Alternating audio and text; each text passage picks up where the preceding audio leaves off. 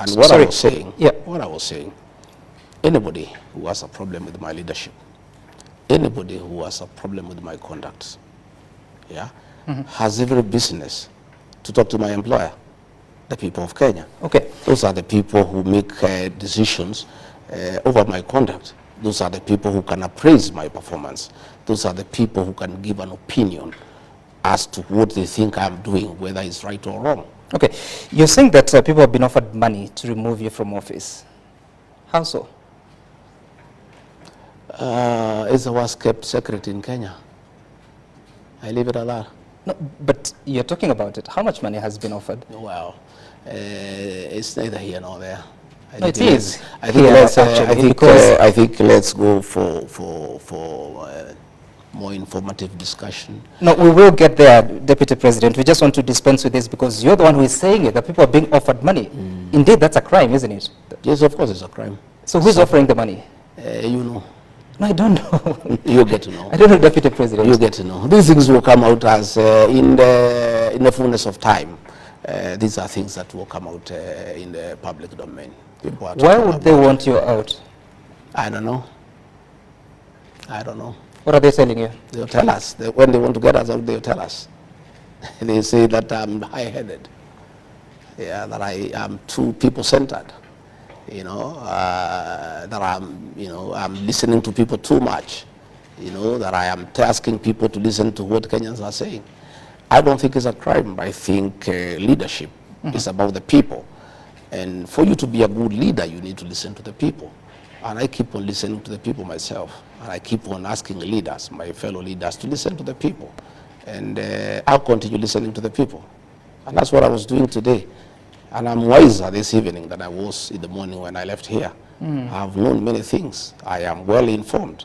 Because you must listen to your employer, because it's important that you listen to your employer. You're saying that people who have a problem with you should consult the people. In what forum? I mean, where is that in the Constitution? Consulting the people about leadership. So that they can take action against you. I mean, where do you place that in the Constitution? I'm talking about leadership. I'm saying before you take any decision on any issue, on matters governance, on matters leadership, it's important that you listen to what the people are saying all the time. And that's what I do myself. I don't, even the Constitution, 2010 Constitution, you know, gives public participation as an integral part of our governance structure.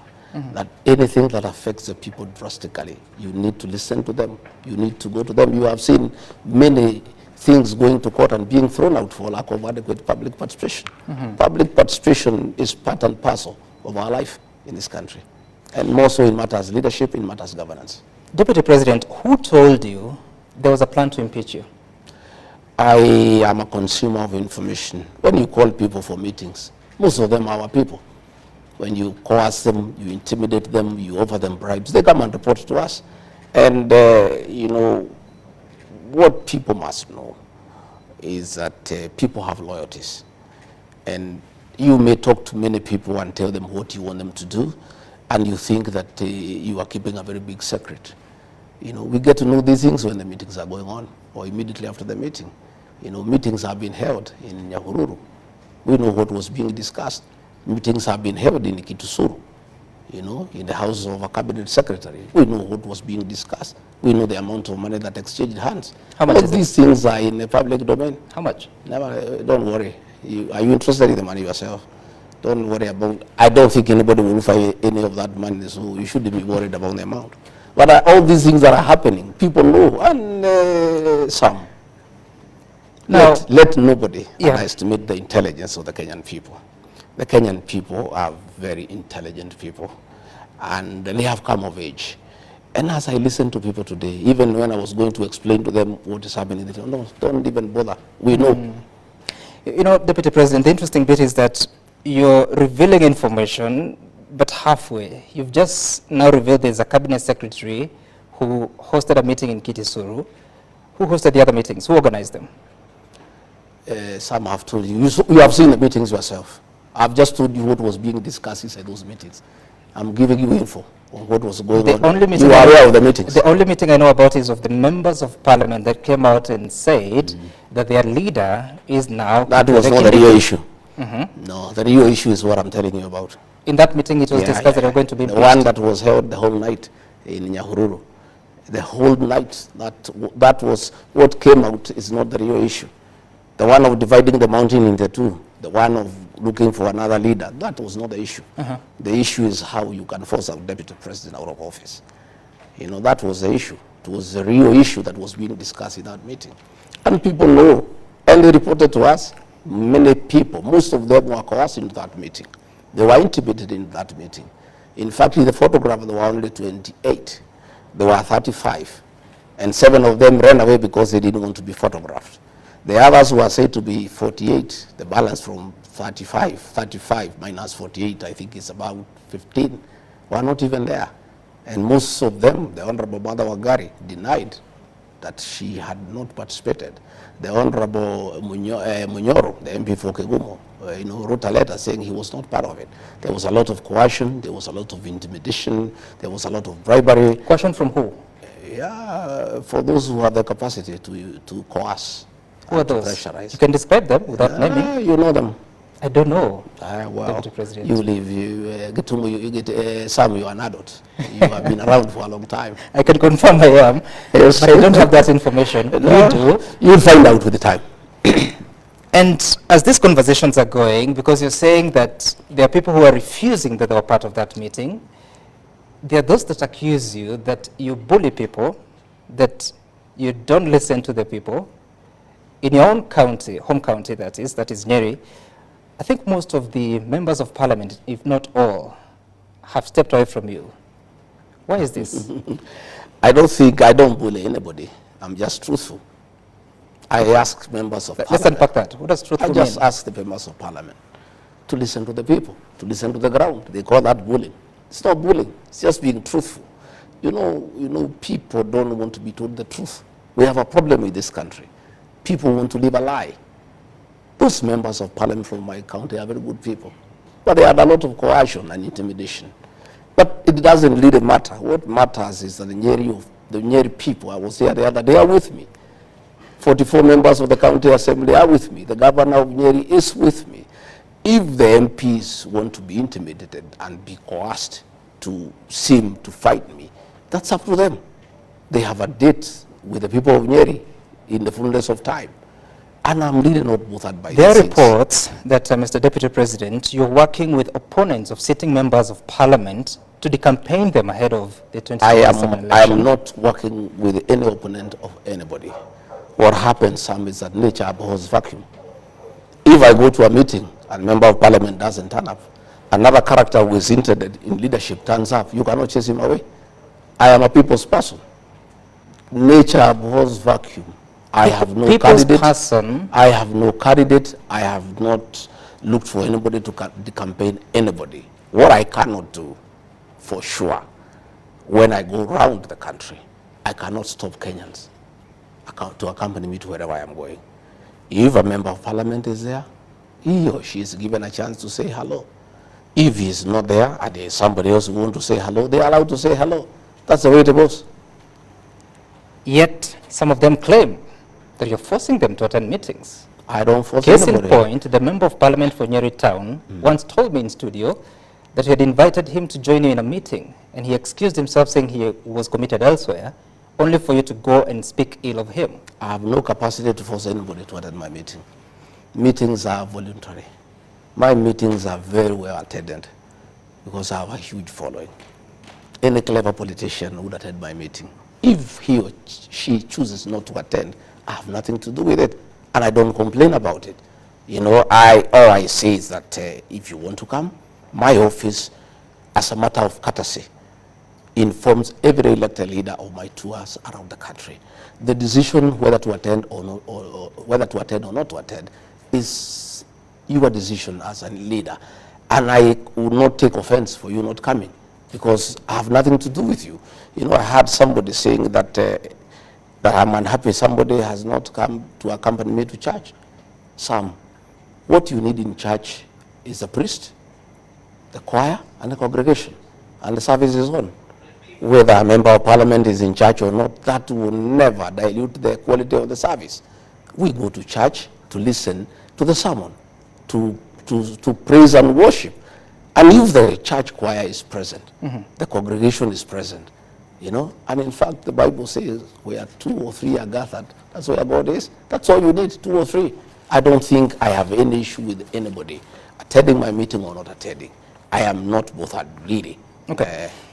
You're not bothered, you say. Yet, if, as you say, that there are plans to impeach you, if an impeachment motion makes its way to Parliament, you will need members of Parliament to make a case for you, because it is them that vote. That is their decision, Sam. My position is very, very clear.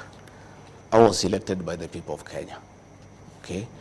It is the people of Kenya who will confirm whether I'm working well or not. But if members of Parliament... How will they decide? If members of Parliament yeah.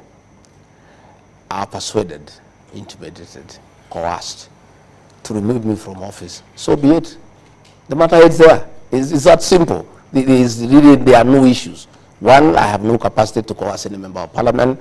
I have no capacity to intimidate any member of Parliament. I have no money to bribe any member of Parliament. If members of Parliament want to impeach Deputy President Gachagua, so be it. If they have issues with him that are constitutional, that meets the threshold, and they want to go ahead and send him home for whatever crimes he has committed, there's nothing Gachagua can do about it. That is their purview. Yet, Deputy President, including the meeting that you're attending today in the city, some of the members of Parliament you're working with were saying that we have seen the dog, now we want to see the owner of the dog. What does that mean? You can ask the ones who made those It has been repeated in several meetings that you attend. I did not make those statements. Those are questions you can ask those who made Are you concerned that such kind of language is being used in your presence? Well, all kinds of languages I've used in many meetings, including where I am personally abused. And that is what is happening. The country is in that mood of abuses, of tough talk, of campaigning, and there's nothing I can do. I have not started it. Does it bother you? It bothers me a lot. So what are you going to do about it? Well, it's up to our boss to decide what should be done, because he is our party leader. He can call a PG and bring down the political temperatures, tell the members of Parliament to stop attacking each other, ask those who accompany him who abuse the Deputy President to stop, because if he told them to stop, they'll stop. Ask them to stop these night meetings. If he told them to stop, they'll stop. By your boss, you mean the President? Yeah. If he did, they'll stop. It's really him to provide leadership so that the country can go back to work. We have many challenges as a country. We have promises that we give to the people of Kenya. We have stored projects that needs to be completed. We have pending bills over 900 billion that we need to pay. We have housing program. We have health issues. We have issues of business. It is unfortunate that the country has been put in an election mood. You know, people are just talking about politics, how they'll impeach so-and-so, how so-and-so is useless, others are calling others snakes. There are all sorts of things that are going on. It's really upon the President of the Republic of Kenya, who is also our party leader, to put his house in order. What responsibility do you take for what's going on? Well, I have no responsibility, because my team answers to what is going on, because we are also politicians, and if there is an onslaught against the Deputy President, he too has people who support him. If you abuse him in meetings, the team that supports him will also answer. That's what happens, because they cannot just keep quiet. So it's upon our boss, President William Ruto, to call his house to order. Have you spoken to the President? Yes, I've talked to the President several times, and I've asked him to call his house to order. Yeah, he's here to do it, and I trust he'll do it, because the atmosphere we are having, the environment we are having in the country is toxic. Kenyans are very unhappy about what is going on. How can people be meeting possibly at this time to discuss how to impeach a Deputy President when the country needs a lot of work to be done, when we have roads that have stalled for years, when we have people who cannot pay hospital bills, when we have challenges of water, when we have issues of a good business environment? How insensitive can we be to the Kenyan public that we can sit to discuss on how to dispose of a Deputy President who is in office, when there are very many issues of very great concern to the people of Kenya? I would rather, if it were possible, all of us to agree to go back to factory settings and be very fair to the people of Kenya. We were just elected 2 years ago. We have not delivered on the promises that we give the people of Kenya. Yet we are back there now saying so and so is bad, talking about 2027. Even some people had started talking about 2032. People are looking for running mates. People are saying Gachagua will not be this, so and so will be this, so and so can join with the so and so. I mean, it's very unfair to the people of Kenya. It's extremely insensitive. And I would rather, if it is possible, our boss, President William Ruto, to call his house to order. Okay. Because if he called his house to order very decisively, this house will get into order and people can go back to work and everybody can do his work. You know, everybody has our work is well spread out. The president has his job to do. I have a job to assist him to deliver on the mandate. Members of parliament have work to do in terms of legislation and oversight. Governors have work to do in terms of running the counties. Everybody has work to do. Okay. We have just come from an election. Right. Kenyans are very irritated by what is going on. It's really not fair to the people of Kenya. And Deputy President, you're saying you'd rather if it were possible. For how long have you been trying to speak to the president to put the house in order? I don't want to go into the issue of discussing my boss, the president, but I have told you I've raised the matter with him. I would rather we leave it there. I believe in the fullness of time he'll appraise himself on the situation that is in the country. But you also expressed doubt when you say you'd rather if it were possible. Yeah. I have asked him to put his house in order. So I believe he'll put his house in order because what is going on is not sustainable. It is not right. You know, it is very insulting to the people of Kenya, really, to get the country into the kind of toxic politics that is going on, the kind of insults on the altar that are going on, you know, the kind of disrespect to the deputy president who is elected by the people of Kenya, you know, in front of the president, in front of the churchgoers. What is going on is very, very unhealthy. It is not right, and it should come to an end. Okay. And as you say that, so how is your relationship with the president? My relationship with the president is okay. We have got a good working relationship. What does that mean? We work well. But you're asking him to do something because your career is on the line here, and it's not happening. My career is not on the line. By the way, Sam, those things don't bother me. I'm a very simple guy. I just came here the other day. For 57 years, I was there doing well. If today members of parliament and senate decided that I go home, my home is a few meters from here. My clothes here will not even fit in a pickup. I just take and leave. It's not that. It's about the people of Kenya. It's not about impeaching Rigathi Gachagua. If your relationship... It's what it will do to the country in terms of political stability. He's a deputy president who is elected by 7.2 billion Kenyans, who has a following of one kind or another, and who have some people who believe in him. And we are having a country that is having challenges economically. We're having people feeling low, feeling down. And then you want to come and poison the political atmosphere. I don't think anybody wants to go into that direction. But if that's the direction whoever is arranging wants to go, so be it. There's nothing I can do. The matter is beyond my purview. You know, let whoever wants to go ahead with it, go ahead with it. All we are doing ourselves is we'll inform the people of what is going on. And that I will do, by the way, because I have a responsibility also. You know, I'm elected. And going forward in the next few weeks, I'll be talking to my supporters and telling them what's going on, what is being planned, what is likely to happen, so that they are aware. You see, we are elected by the people. We have a responsibility to always inform your employer what is going on, so that they know, so that they are aware of what is going on, because people wonder what is going on. We have a responsibility as leaders to inform the people, because they are the ones who have given us this job. I was not given these jobs by the president. I was not given by members of parliament. The president nominated me and proposed me for confirmation by the people of Kenya. The people of Kenya, by a popular vote, confirmed President William Ruto's nominee, Rigathi Gachagua, as the right person for the job. Right. But the people who gave me this job are the people of Kenya. And therefore, if there are issues along the way that I find disturbing, that I find that they can cause political instability in this country, that I find they can be intrusive, and they can disrupt our development agenda, they can disrupt our political stability as a country, I have a responsibility to go to the people who voted for me and explain to them exactly what is happening. And that I'll do.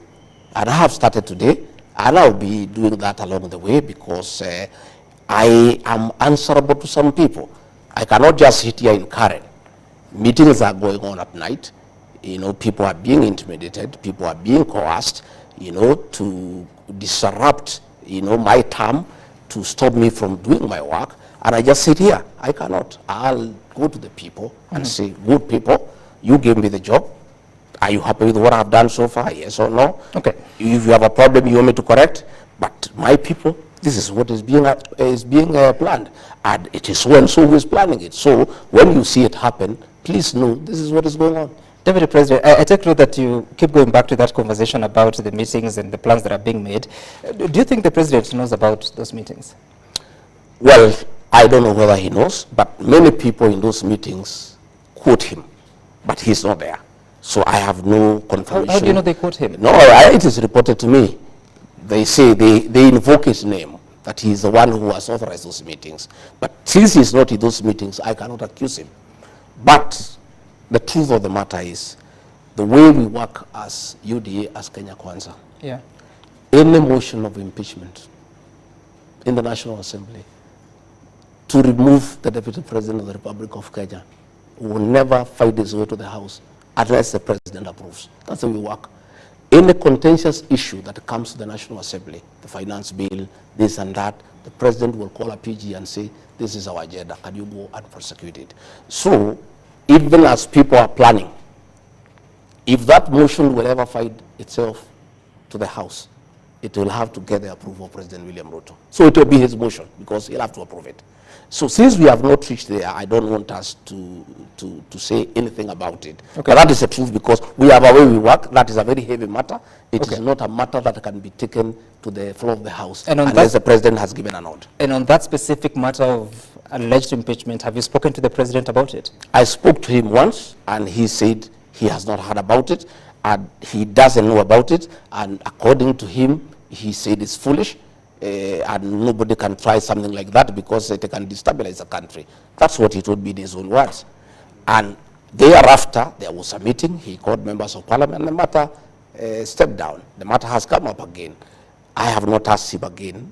When I get an opportunity, when he comes back, I'll raise the matter again with him. I'll say, Mr. President, a meeting was held here, this was said. A meeting was held here, this was said. What do you have to say about it? Mr. President, do you want us to destabilize this country? Are you part of it? What they are saying, the President will pronounce himself on the matter. But I want to say that there is no motion of impeachment against the Deputy President of the Republic of Kenya that can find itself on the floor of the House unless the President of the Republic of Kenya gives a nod. Okay. And again, even if it was to go there, nobody else has the capacity to push it through. It's only the President himself.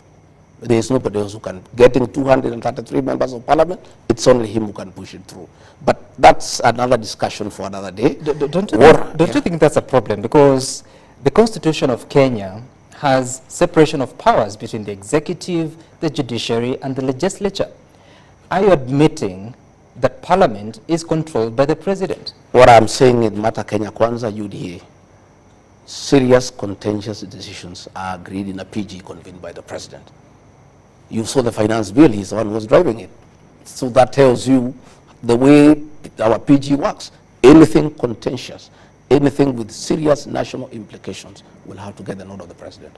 And I understand the political party democracy, but are you comfortable that a House business must get a nod from the President, including a clause on oversighting the Deputy President, in this case, invoking Article 150 of the Constitution? That is the reality of our Kenyan politics.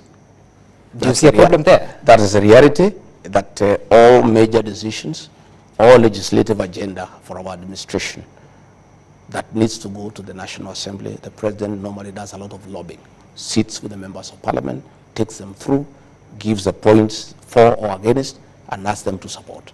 That has been the practice. And it did not start with the President William Ruto. It's as old as history. Because every government has a legislative agenda. So the president will call his PG and whip his members into a certain direction. You know, you sat in Parliament the previous, last term.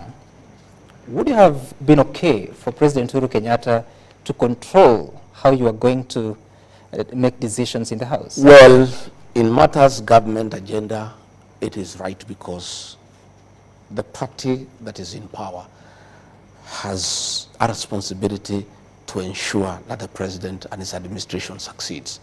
And they have a responsibility to support his legislative agenda. So it is important that once in a while, when there is important matters of government before the House, the president will convene a meeting and persuade his members why they need to support that legislative agenda, and he will whip them into action. There's nothing wrong with the president whipping his people in a certain direction. So when is the last time you got instructions from the president? On? Executing your mandate in terms of assisting him? No. I have clear duties given by the president in Executive Order number 1 of 2023. Yep. The president doesn't give me day-to-day instructions. I have many functions that I do, very many, by the way, and one of them is any other duties assigned by the president. That is the one now is on day-to-day. So when is the last time you got such kind of an assignment? I think I was in Nyeri, agricultural show last Friday to represent him. I was in Mombasa the other week to represent him in the agricultural show. Those are functions assigned to me by the president on a day-to-day basis. Okay, all right. And that weekend, particularly on Sunday, you were expected at an AIPCA church event that the president was attending. Instead, we saw you at the Our Lady of Sorrows in Kirinyaga. Why didn't you show up for the other event? No, I think people talk from ignorance. There were two functions. Yes. That the president was expected to attend, one in Kirinyaga and one in Nyeri. Two functions. They were in his diary, and aligned my diary with the president's diary. And therefore, I was in Kirinyaga to receive him. When I was in Kirinyaga, I was informed that he had changed and he would attend a function in Nairobi. So I purposed to attend the one in Kirinyaga and join him in Nyeri later. But the function I attended was the Catholic Church. The Catholic Church Mass takes 2 hours and can never be interrupted. So I sat through the Mass. By the time the Mass was over, the president was already in Nyeri. Okay? So I could not leave the Mass halfway and go to Nyeri. So I decided now that the president is already in Nyeri. Even if I left Kirinyaga and tried to fly to Nyeri, I'll find he's leaving. So it will not make sense. So I decided to stay in Kirinyaga and represent him. By the way, he was the chief guest in Kirinyaga, and there was even a plaque. So I sat through, and even the presidential dais was there. I sat there throughout, you know. But I think some people, some mischievous people in Nyeri who works around the president, put an empty chair, knowing very well I'm in another function, and took photographs just for mischief. You know what happens in the presidency. There's a lot of mischief around. You say mischief, but that seat was next to the president. Yeah, it was there. But everybody, my protocol people said I'm in Kirinyaga. So it was unnecessary to put a chair there that is empty when I'm not there. I was in Kirinyaga, and everybody knows I'm in Kirinyaga. So they should have removed the chair or get somebody else who had you confirmed that you'd be in the Nyeri event? Yeah. Had you confirmed that you... Yes, I had confirmed I'm in Nyeri. So it is in order for them to put a chair there? No, but we give information that we cannot make it. The minute the president arrived, before I left Kirinyaga, it was logistically not possible for me to go to Nyeri. We have information that part of the reason why I didn't go to Nyeri is because you got intel that there are people who had been organized to heckle you. No, your intel is wrong. Nyeri is my home. Even if there was anything in Nyeri, how can I not go to my home? Nobody, for the avoidance of doubt, can heckle me in Nyeri, in the Mount Kenya region. Nobody. I attend all functions. Yep. I attend all functions, and I don't need to organize anything. Okay. So that intel you have is wrong, is mischief. I was in a function in Kirinyaga, and everybody saw me. Your people are there throughout the mass. So I don't know why people want to decide for me. So who represented the message of the president at the Kirinyaga mass? In terms of? The president's message. In terms of what? His contribution. There was no Harambe. We did not go for Harambe. What did the governor of Kirinyaga say? She said the president has given us some money, which is okay. There's no problem. Don't you think you should be the person to deliver such a message? Well, that's the decision of the president. I cannot decide for the president what he wants to do with his money. That is his money. I have no right to ask the president to give me his money to take where he wants to take it. If the president was to send Uhuru to a meeting where I am with his money and not send me, that is his decision, and we must respect it. Does that show a good working relationship between the president and the I don't know. I don't read much out of it. You don't because I was not going for Harambe. I had not talked to the president, so he did not send me. I just went for mass and was there to receive him. But if he has decided to send somebody else with his money for a function in my presence, that's a decision the president makes. Okay. It used to happen all the time during the time of Uhuru Kenyatta. All the time that was happening, William Ruto as deputy president would be there. Somebody else would turn up with condolences and read when he's there. You know, I think these things. And there was a problem that time. If I don't know whether President William Ruto had a problem with it, I don't have a problem. He made it clear that there was a problem. If he had a problem with it, you actually spoke about it yourself. I don't have a problem with it myself. You don't have a problem with it. Okay, but you have also been missing in several functions, including even receiving the president as he came back from Germany. You have always gone to the airport to receive him. This time around, we didn't see you. We saw the Interior Cabinet Secretary. What has happened, Sam, is that I always align my diary with that of the president all the time. And as long as I am aware of his functions, I align accordingly. So sometimes, if I'm not aware, I'm not able to align because I also have my own program. What does that mean? You were not aware he's coming back? I was not aware of the time. Okay, so what has happened is that I think 2 days, I think about a week ago. Okay. I think about a week ago, we have a diary for the president, where I am there, my private secretary is there, my chief of staff is there, and all his issues are there. So we align. I think about a week ago, we were removed from that diary, you know. So we are not able to follow exactly what is going on. So we are not able to align. But when we are informed of what is happening, like yesterday when I was I went to Lamu. Yeah. For the funeral of the deputy governor of Lamu. Yep. Who is a good friend of mine, and I am also in charge of intergovernmental coordination, so matters devolution are my purview. When I was there, a letter came that I am needed at State House for the swearing in of the Inspector General of Police, but I was already in Lamu. Yeah. So it was not logistically possible for me to leave Lamu and attend. So when I'm aware of where the president is, at what time, I'm always there. If I am not aware, then there's nothing I can do about it. All right, Mr. Deputy President, we'll be taking a short break, but you come back to that particular part that you're talking about. You no longer have the visibility of the diary, but of course you're watching the conversation with the Deputy President of the Republic of Kenya, that is Honorable Rigathi Gachagua. We'll be back shortly with this conversation on so many other issues, including the new look government and what the mandate of the Office of the Deputy President is and what he has been doing about it. Stay tuned.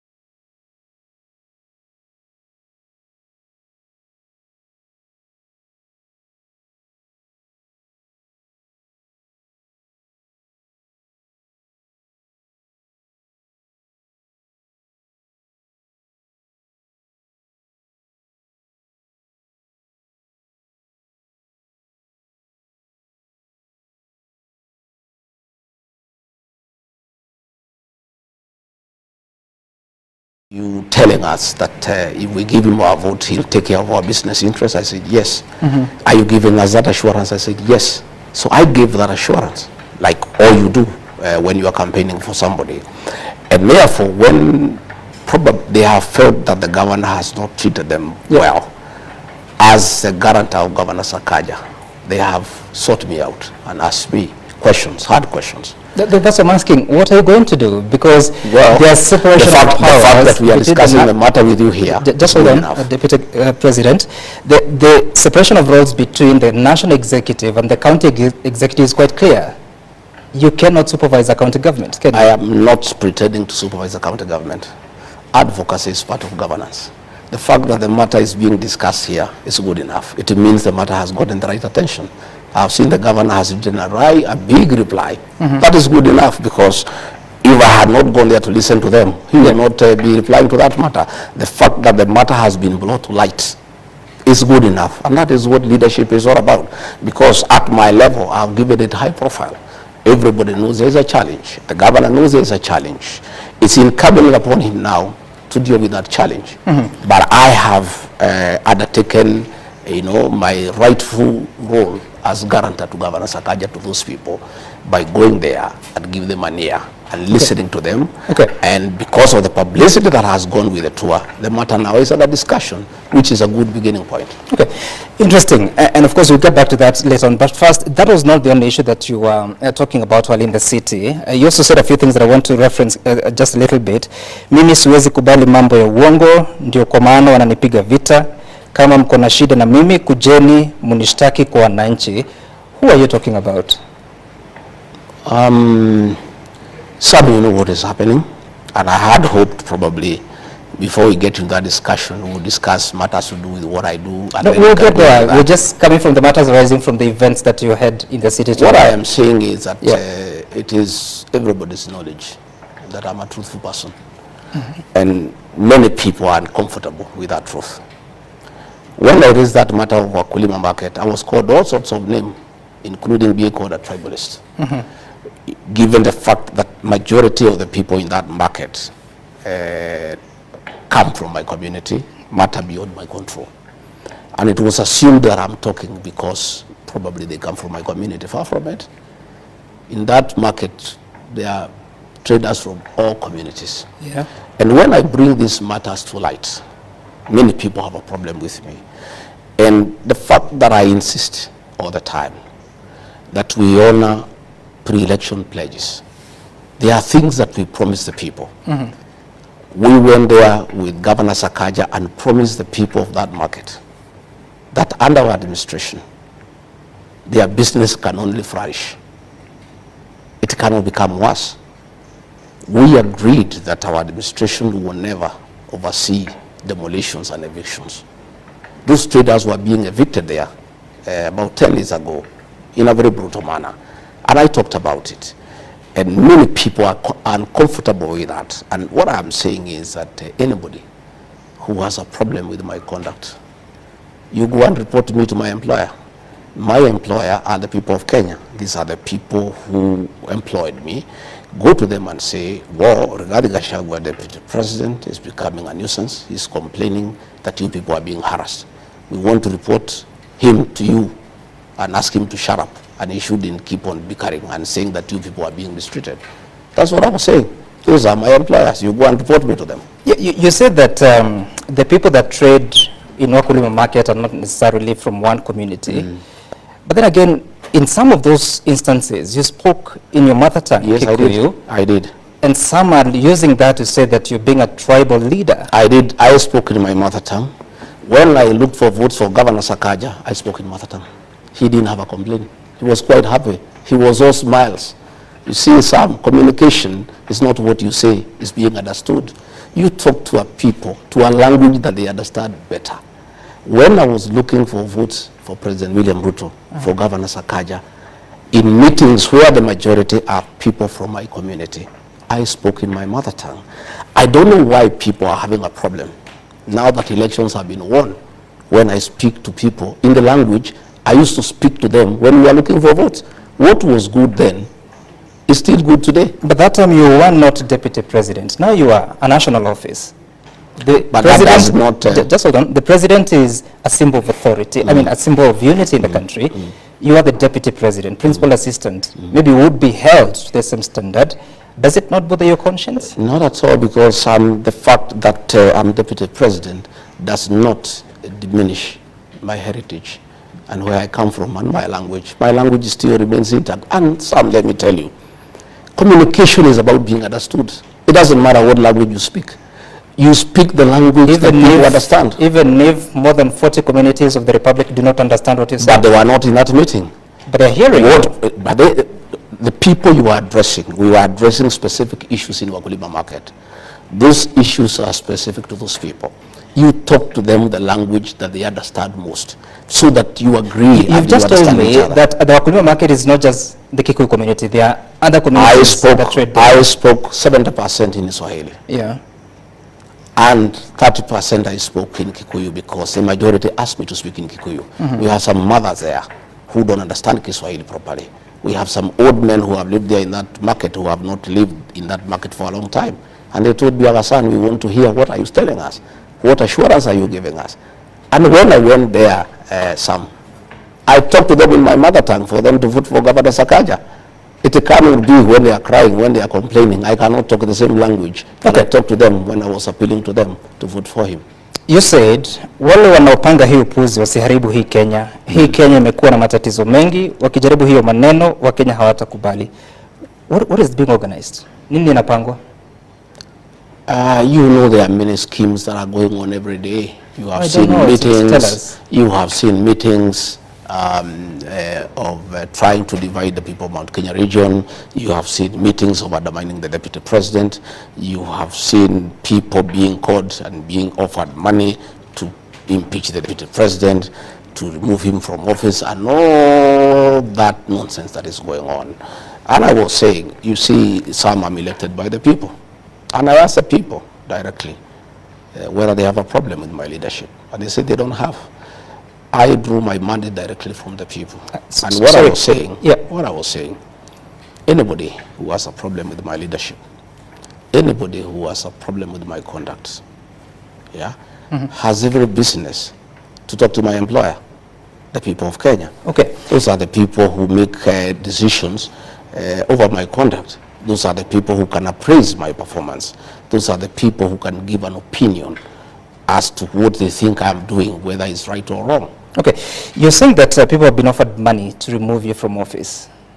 How so? It's the worst kept secret in Kenya. I leave it at that. No, but you're talking about it. How much money has been offered? Well, it's neither here nor there. No, it is. I think let's go for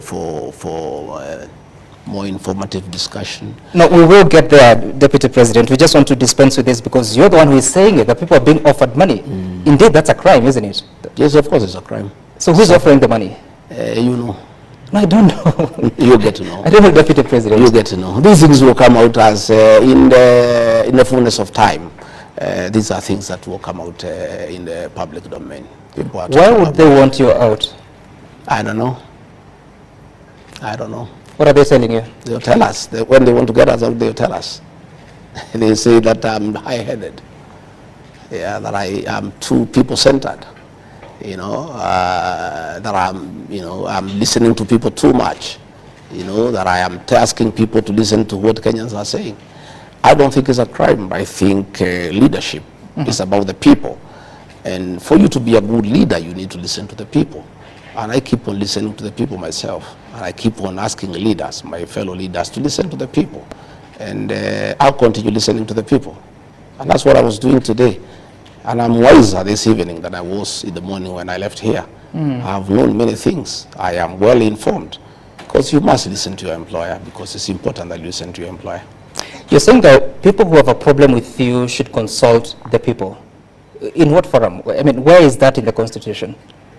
Consulting the people about leadership. So that they can take action against you. I mean, where do you place that in the Constitution? I'm talking about leadership. I'm saying, before you take any decision on any issue, I'm the principal assistant of the president. It is only that I have access to my diary with his diary because he's the boss. But if I'm in the dark and I don't know what is happening, I am not an angel. to know exactly where the president will be at what time, then it's not right. So if Kenyans don't see me in a presidential function, I want to tell them today it's because I am not aware of the function.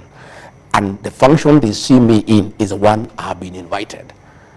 But previously, I had access to the diary, and without even talking to the president or even to the controller, I would align my diary with his, because his takes precedence over mine because he's the boss.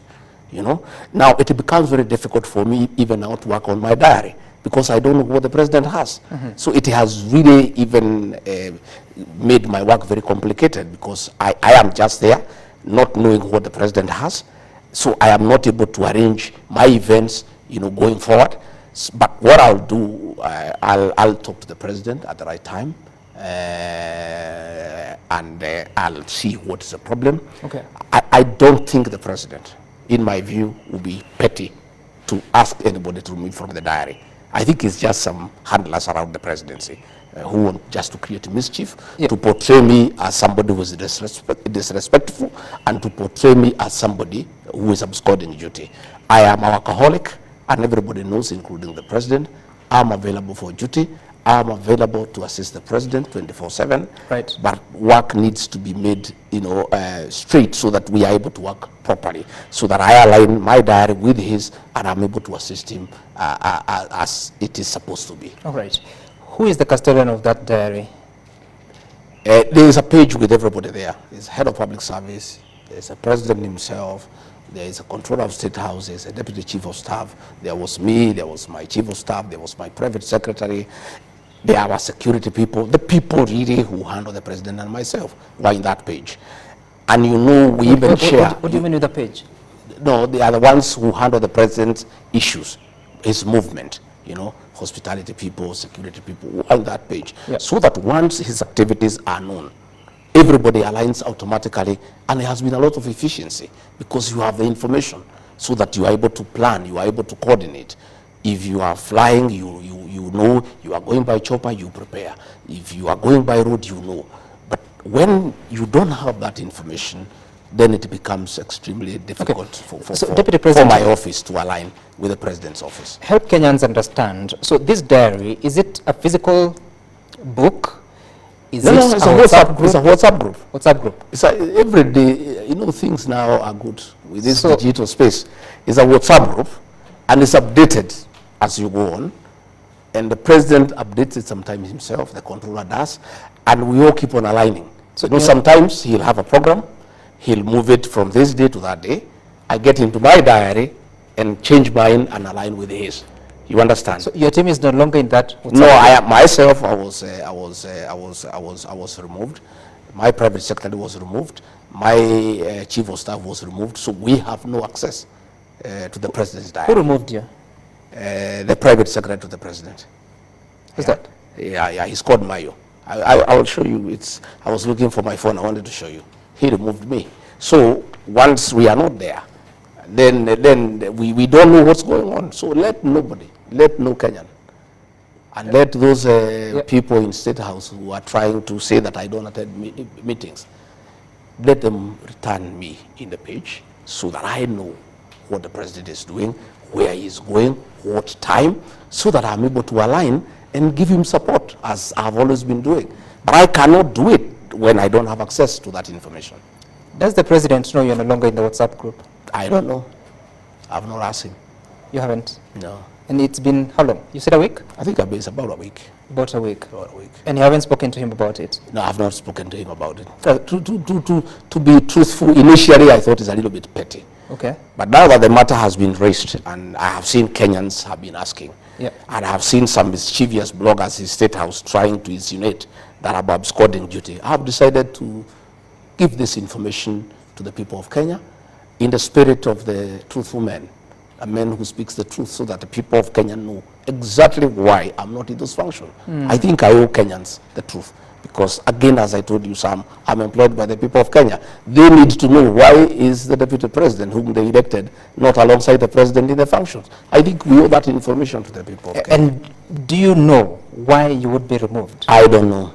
But I have told you, they are mischievous people around the president. Why are they mischievous against you, Deputy President? Well, I don't know. How do you explain mischief? people have many motives. People have many motives. They are mischievous people trying to create a wedge between me and the president. And it's been going on for a while. And I take it in stride myself because I'm also an elder and I'm also an officer, you know, who is well trained. I was trained in paramilitary. I have tremendous capacity for perseverance and endurance. I'm able to take a lot of flack, just quiet and taking it in good tiding because I am quite mature in my leadership, in my approach to life. And many, many petty things, I have ignored them because I sometimes I don't want to become petty. So there are many characters around there. You know, you remember, Sam, when the king was here in State House, the king, King Charles the third. Yeah. I think the president had sent me, I think, to Berlin or to Brussels, I'm not sure. I can't remember exactly to which country. And so when the king was in State House, I was missing. Okay? A blogger who works for the president created a Photoshop. And I know you can remember. Just for mischief and to demean me. Created a Photoshop that, you know, the king is here working with the president. Then there was a window there. And Gachagua had been locked in that window. And he actually circulated on his blog. Until Kenyans complained, then he brought it down. Just to demean the deputy president. And these are people who work for the president. And you wonder why. Why? How come you work for the president? You want to demean his deputy. And I told them, I raised it with them, the head of communication. I said, you think you are demeaning the deputy president? You are not. You are demeaning the president. If there is a perception that the president has locked his deputy in a room somewhere so that the king does not see him, who looks bad in this situation? It's the president who looks bad. So there are many people around the president who are very petty, who are full of mischief, and who are hell-bent on creating conflict within the presidency. I would like to ask the people who work for the president to be honorable and decent people. Let the deputy president have access to the president's diary. Unless the president himself has expressly given instructions that he doesn't want his deputy to have access to his diary. If that is the case, I'll accept it. Is it a possibility? I don't think it's a possibility. I don't think President William Ruto would go that down. But if then I'm not reinstated, now that I have brought it in the public and the president will know about it. Yes. If I'm not reinstated, then it follows. It is clear. And then the instructions that says a lot about your relationship with the president. You just said that because you've raised it in the public, now the president will know about it. What happened to the two of you? I don't know. You were very happy on the day of inauguration. In the weeks before the election, you were very happy. I don't know. Looking at it, I am not a mystical person. I'm a Christian and a very true believer. But I think it looks like there is a jinx around this office of the deputy president. And President William Ruto had a very rough time with the President Uhuru Kenyatta. Right. But luckily for him, he had 5 years to work and work very well without any disturbance. President William Ruto gave a promise, a commitment to the people of Kenya.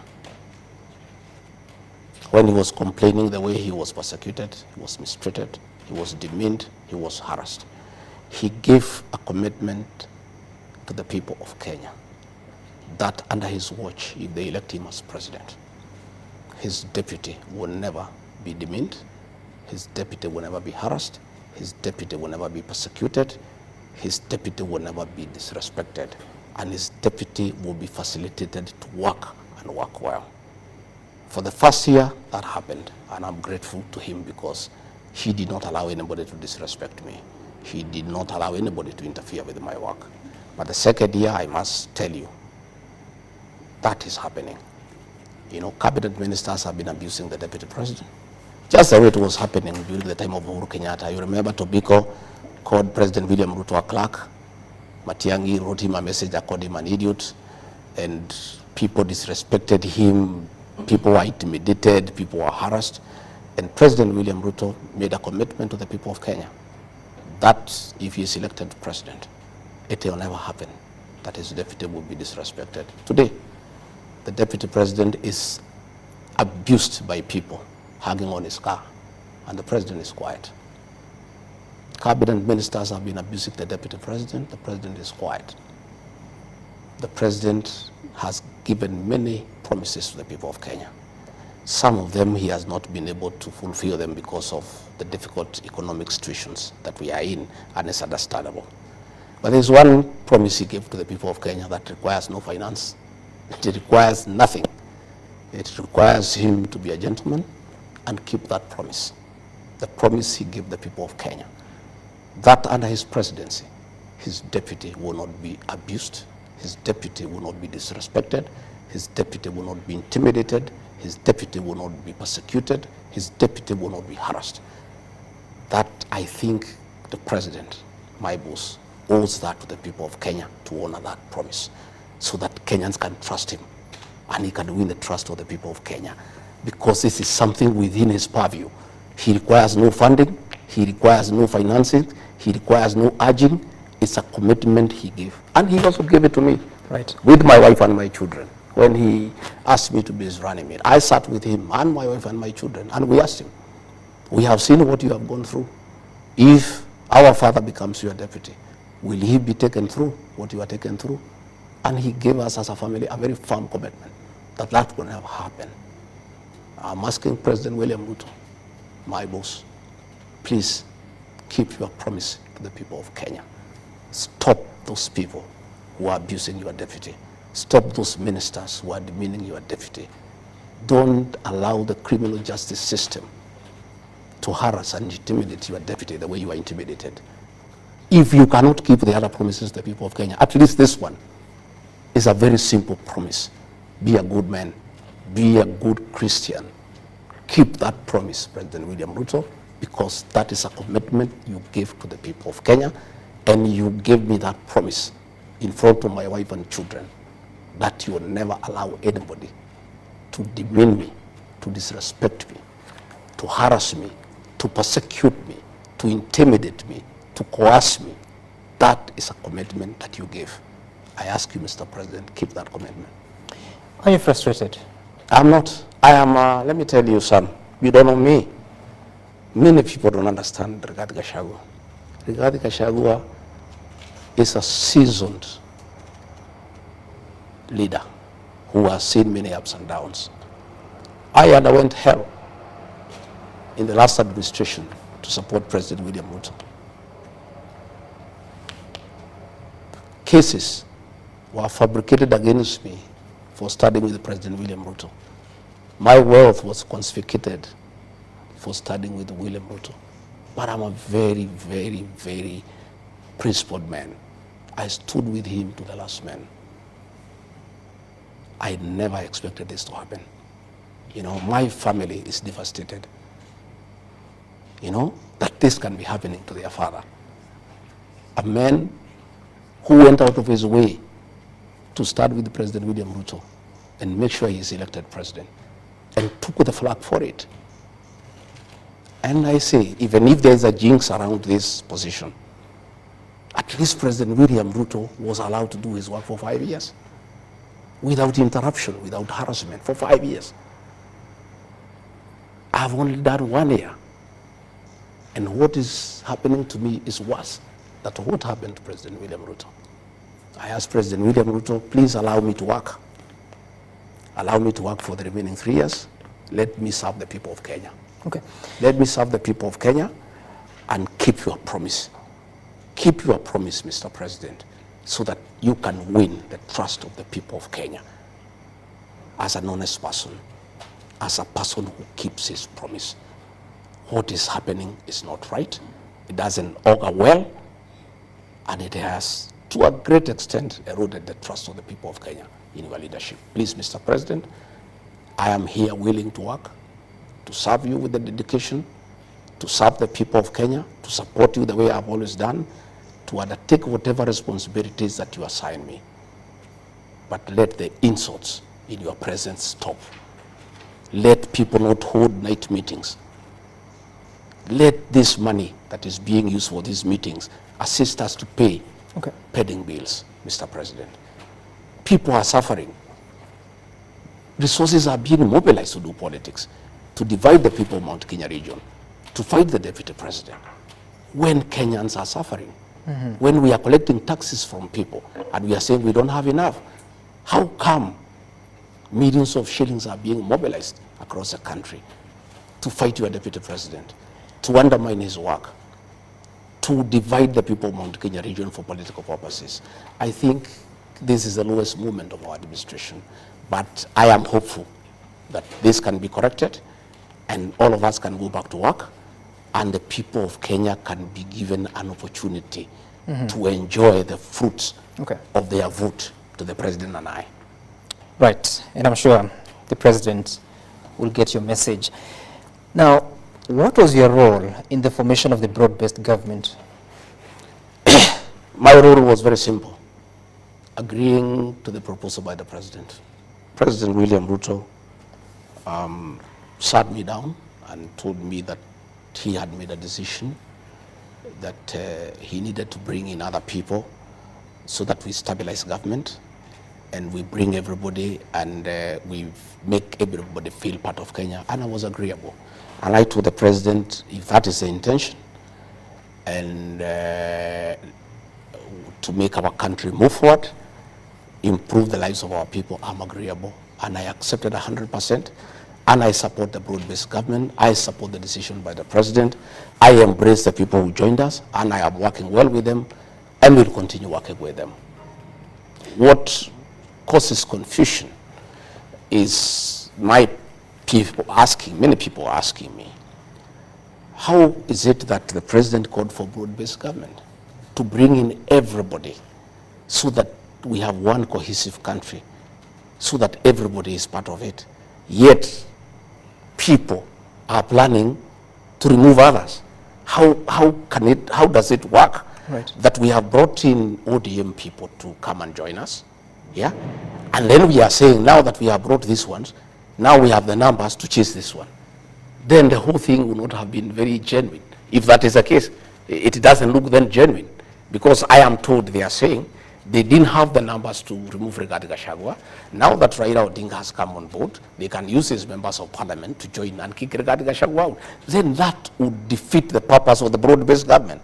But from what the president told me, and I believed him, is that we are bringing these people so that we have one country that is cohesive and we carry everybody along. And it made sense to me. Do you still I'm still persuaded that is the way to go. But from what I am hearing from these characters, for the meetings that they hold, and there are people very close to the president, is that the purpose of the broad-based government was to get numbers so that they can get the numbers from ODM, join the ones from Kenya Kwanza to chase Gachagua away. If that was the intention of the broad-based government, then that would have been the deception of the highest order. And I don't think people would ever forgive the president if that was the intention. And I don't think, from what he has explained to me, and I'm persuaded that he meant well for the country, and I'm in support of the whole thing. But if it turns out that the purpose of the broad-based government was to get numbers from ODM to join and put them together with the UDA to impeach the deputy president, then the whole broad-based government would have been a deception. It would have been a con. Have you seen the formal agreement between the president and Raila ODINGA? No, I trust the president, and many times, and many people accuse me of being a bit reckless. I am a very trusting person, because when you are trusting, you trust others. The president gave me his word, and I was happy. And if there was any written agreement, I'm not aware of it. I took his word that we need to bring these people so that we work together to make our country move forward. By the way, Sam, so trusting is regarding Gachagua and his people from the Mount Kenya region, that in the whole of this matrix, we are the only people without a written agreement with President William Ruto. We just agreed as gentlemen. I can tell you, when Musalia Mudavadi came to join President William Ruto, they have an MOU. With Moses Wetangula, they have an MOU. Jefferson Kingi, they have an MOU. Alfred Mutua, they have an MOU. Everybody wrote an MOU with President William Ruto. I and the people of the mountain, because we are very trusting people, we trusted President William Ruto, and we agreed to move in one party. We did not even form our own party to begin with or to negotiate with him. We accepted him because we believed and trusted him. And we moved together on trust. And what we agreed is what we are proceeding on. So I have never asked the president for any written document or anything. I always take his word for it. Because I'm trusting, so I also trust. Do you regret that decision? I don't regret the decision, but I have heard many of our supporters saying that it was an indiscretion on my part. I have not yet interrogated whether it was an indiscretion on my part or not. But many of our people, many of our supporters from the Mount Kenya region think that there was an indiscretion on my part. But I want to say I think I did the right thing, because trust is very important. And we gave President William our trust. We expect him to reciprocate that trust. Okay. And one of the ways for him to win our trust is to stop the humiliation of the Deputy President. Okay. Deputy President, I think you've made that a point quite clearly. But tell me, even as you move ahead to now manage the broad-based government, you're out of the President's diary, you're not getting communication on the events he's holding.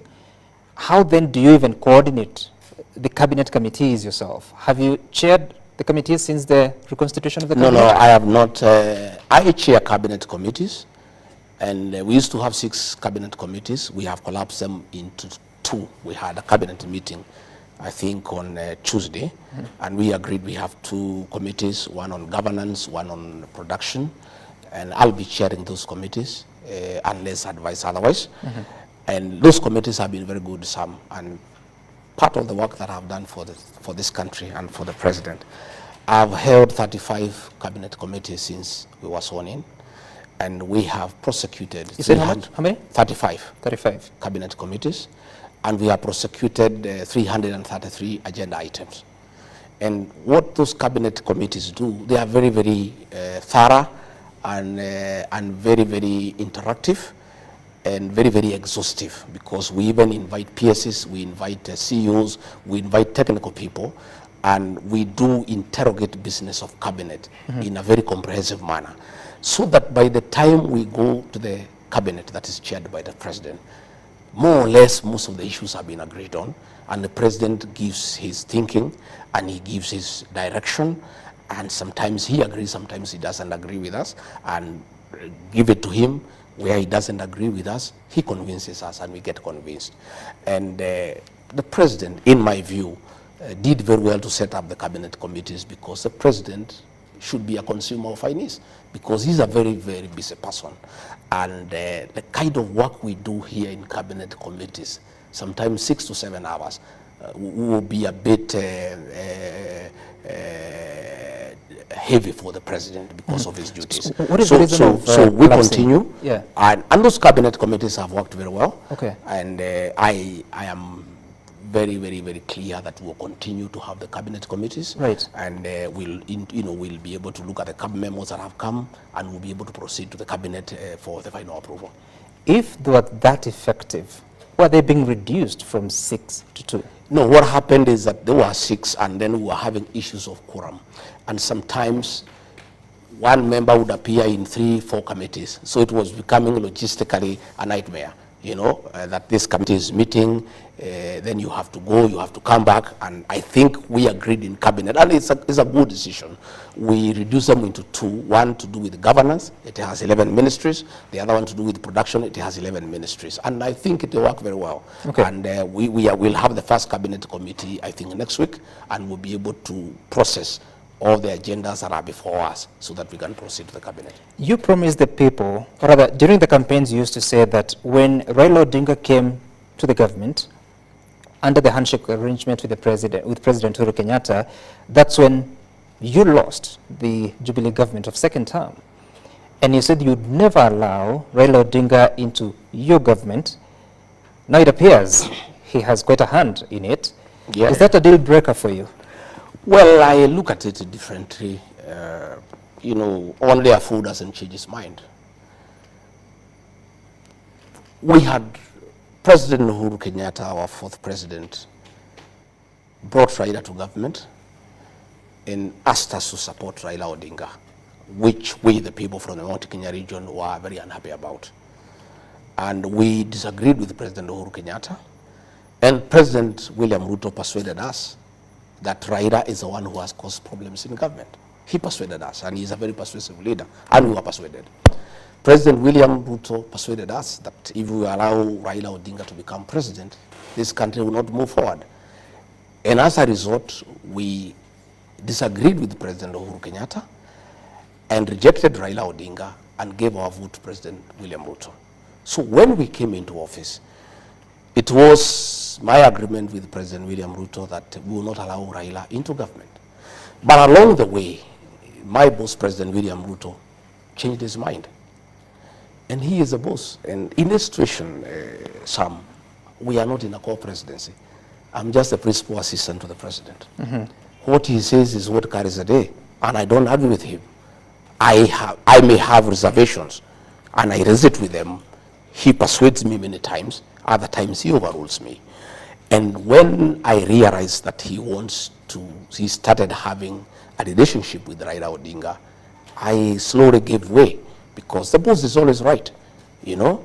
And that is why many people say, oh, regarding Gachagua, he had said he has put traps in State House so that Raila Odinga has not come. Yeah, that was my agreement with President William Ruto. But that is not my house. The minute I realize they are meeting, they are interacting, I'm also not a stupid person. And I don't have to be told, you know, in black and white. I relaxed, and I stopped even attacking Raila Odinga, and I let the president have his way. So by the time he decided to bring him into government, I had already formed an opinion that the president wants to work with Raila Odinga, and I was quite happy with it. In any case, my brother and long-time confidant, President Uhuru Kenyatta, had told us that Raila is a good man. President William Ruto convinced us otherwise. And we abandoned our son Uhuru Kenyatta, and we decided to go with President William Ruto. Now President William Ruto has told us exactly what President Uhuru Kenyatta had said, that Raila is a good man, we can work with him. If two presidents says a man is good, who are you to argue with him? So we have said Raila Odinga is a good man, and let's work with him. Let's make him part of our political process, and let us build the country together. And I want to say, myself and my political base, the Mount Kenya region, have no problem whatsoever with Raila Odinga. In fact, what people are saying, and it's very interesting, they are saying a Mount Kenya king does not pronounce himself twice on a matter. Our son, President Uhuru Kenyatta, had pronounced himself on this matter. So that pronouncement carries the day. As we stand today, me and the mountain people are quite happy with Raila Odinga, and we don't have a problem with him whatsoever. And I can tell you, because it's important that I say so, myself and the mountain people feel very bad, that we punished Uhuru Kenyatta, we demeaned him, we told him off, we embarrassed him for telling us that Raila Odinga is a good man, and we were very, very brutal with him, and we really hammered him. It has come to our knowledge that it was very unfair, because his crime was to tell us that Raila Odinga is a good man, and we decided that Raila Odinga is a bad man, William Ruto is a good man. Now that President William Ruto has said Raila is a good man, that is why I apologize to Uhuru Kenyatta and his family. And I owed him an apology on behalf of the community, because what he had told us is what the president has told us. We had no business fighting him. We had no business disrespecting him. We had no business humiliating him. Right. So myself and the community, you know, owe Uhuru Kenyatta an apology. And I give that apology on behalf of the community. Okay. You know, and we said, you know, we know, because that's what he had told us. And we were very unfair to him, because, so, you know. Knowing what you know today, would you have made a different decision if you knew that in 2022? Well, you cannot talk backwards. You know, I can't say what we would have done or not done, but things keeps on changing. Yeah, but now we are saying everybody is good. You've said that once the king pronounces themselves, the pronouncement stands. Does that mean Uhuru Kenyatta is still the king of the mountain? Oh, yes, yes. You do know? Uhuru Kenyatta is the undisputed king of the mountain. And what is your relationship with him? Good. Brotherly. When did you do that? Oh, we talk. You know what happens with our community? We are a very interesting community. We don't fight. We fight very rarely, and when we do, when we realize we fought without a good reason, we patch up. So what was that? Oh, yeah, How many months ago? Which month? Which Which year? We've been, when we realized we made a mistake, I'm the one who made the first move of reaching out and apologizing, because really we were unfair to Uhuru Kenyatta. You know, we were very, very unfair. Sometime I really feel very bad that I was so brutal on a man who was my great friend, my confidant, my brother, my kinsman. I was so brutal on him. And his crime was only one, saying Raila is a good man. And then the man I said, we don't want Raila ODINGA, we want William Ruto. Then he comes and says the same thing. I felt very stupid, In fact, another day, a very senior person abused me at the airport and called me stupid 5 times. And I looked at it, I was very bitter, but I looked at it later at night, and I thought probably he was right. I think I was stupid to fight my own brother, my kinsman, my confidant, for no good reason, for saying another person is a good man. I really regret what I did, and my community does regret, and we are very apologetic to the Kenyatta family. And what happens in my community is a saying that making a mistake is not bad, but repeating is unforgivable. And by the way, let me tell you some. From the experience of my community, myself and the leaders and the whole community fighting Uhuru Kenyatta, our son, a decision has been made by the community. In fact, it's a covenant. Never again shall the people of the mountain ever fight their own. When was that decision made? The people, the Meru, the Embu, they just talk slowly. That has been agreed on. And that's why you find when a few leaders are being told to fight regarding Gachagua, they are finding it very difficult, because a decision has already been made. When? That, like almost a year ago. By who? By the community. In what forum? Don't worry. There are millions. You don't know our people. There are millions of people. Our people don't talk in meetings. They have a way of communicating. That is how they drove the British out of this land, by communicating silently. There is a covenant among the Mount Kenya people that they'll never again, ever be confused by anybody, be used by anybody to fight their own leader. They will never do it. And I also want to tell you, for the avoidance of doubt, for those who are trying to divide the Kikuyu, the Meru, and Embu, it's an exercise in futility. Those 3 are one. And finally, they'll be one. And, we have seen these things happen during the Azimio campaign. You use a lot of money, you call meetings, you call MCAs, you call people in tents, you give them money, you persuade them, they take your money. Finally, they make a decision. And you see what they did in 2022. I can tell you, this attempt to divide the Kikuyu, the Embu, and the Meru is an exercise in futility. You can spend billions, you can spend money, you can have meetings, night meetings in hotels, in what forums. Okay. But finally, the people of the mountain are one, and they will never be divided, and they will not agree. They have made mistakes before, they will not repeat them. Deputy President, on the 26th of June, 2024, you were in Mombasa, addressing a press conference shortly after the president had spoken, and you were questioning when the rain started beating the government of Kenya Kwanza, the administration of Kenya Kwanza. And you went out to attack Nuruddin Haji, the Director General of the National Intelligence Service, accusing him that he should take responsibility of the Gen Z protest that led to what we saw at Parliament on June 25th. What was your role in those protests? None. My statement in Mombasa is on record. I don't want to delve into it. I pronounced myself. I said what I thought of the situation.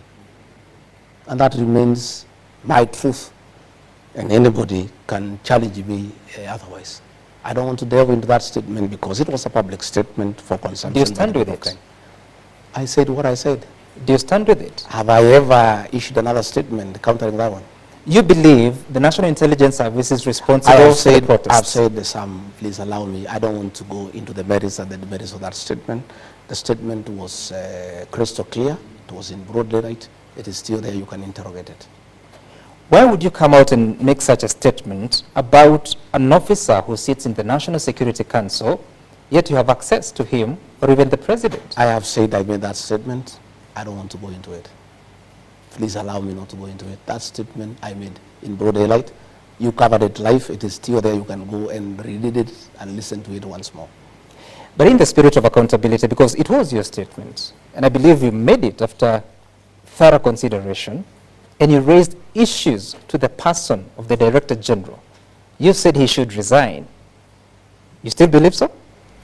I have said I talked to that day. Sam, allow me to leave it there. I don't want to go into that matter. Do you think that your tribulations have something to do with how you conducted yourself during that period? I don't think so. They did not start then. I told you we just worked well for 1 year, and then all these games and schemes started. They had nothing to do with it.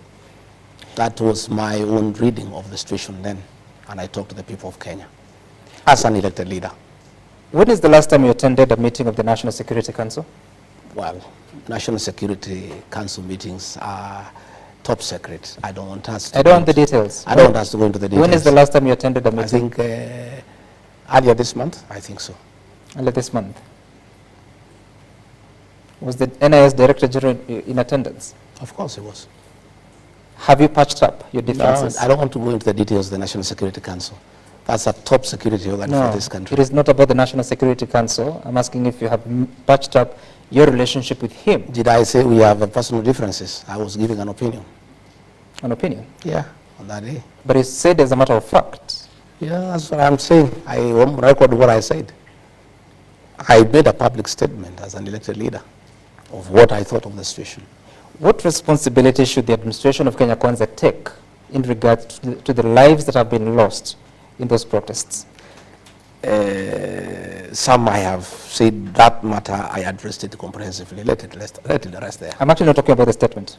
I'm talking about the killing of 60 people, at least 60, as reported by the Kenya National Human Rights Commission, KNCHR, which the government is yet to admit about the total number. The last, I think we have from the president, about 40. By the way, how many people died in those protests? You asked that question to the president. He's the chairman of the National Security Council. I don't want to talk about security matters and operational issues because I am not competent enough to address operational issues in the National Police Service. You're the deputy president. I am, but I don't comment on operational issues. I'm a very disciplined deputy president. I know my space. You don't have information about how many people died? I am not going to comment on operational issues to do with the National That's Police not an Service. operational issue. It's a fact. It's a statement of fact. It's an operational issue. The cabinet, in different dispatches, indicated that compensation was going to be given or granted to families that lost their loved ones. What is the progress about that?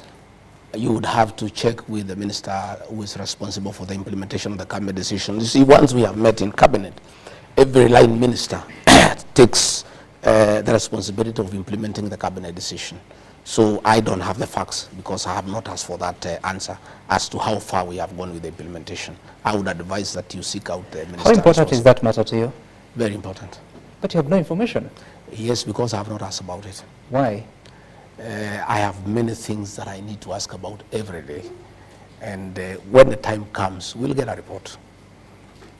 In any case, you are aware we have not had cabinet for a long time. The first cabinet committee, the inaugural committee, met this week.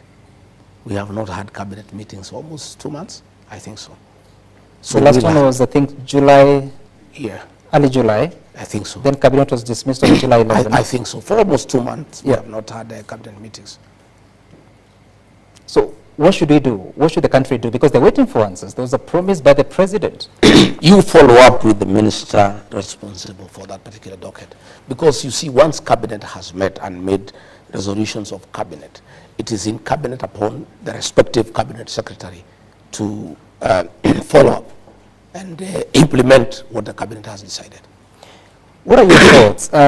Because the Gen Z-led protests were because of the Finance Act of Finance Bill 2024. Why didn't your administration listen to the people, and what responsibility would you take? You had my statement. The answer is there. We're here. We're speaking But to I'm the saying, President. Sam Gituku, I gave a very comprehensive statement in Mombasa. And he doesn't about have to what I repeat it. thought. I still feel the same way. That? Yeah. That? We must listen to the people. That was my So position. why didn't the government listen to the people? Sam, I've pronounced myself on that matter. Please give me an answer, Deputy President. Why didn't the government listen to the people? But we listened to the people. We shelved the finance bill. But already too much damage had already occasioned, and that was the gist of my statement. So why did we have to check that? That is the question I was asking.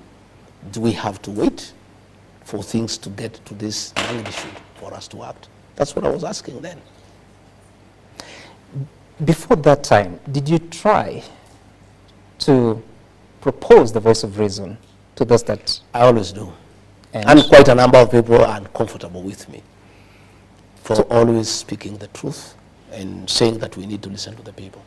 And what happened if you raised those issues? Well, I cannot give you details of what happens in cabinet. Cabinet meetings are top secret, and I am bound by...